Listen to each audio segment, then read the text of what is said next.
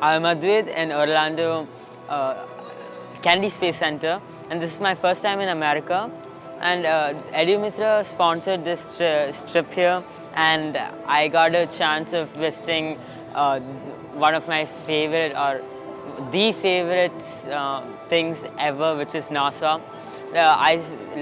Learned a lot here, more than anything I've learned so far about space or astronomy. And so far I've seen a spacecraft, not one but many spacecraft and some models of these spacecrafts. I've learned things I've learned, and what astronaut experience is that I've learned about the things in space and how costly it is, or the practical uses of things are used which you have to get to space.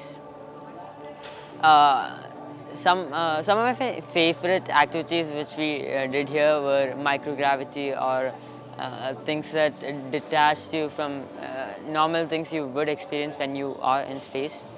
Like there's a program there's an activity which helped you sit in a seat and lifts you up, help which kind of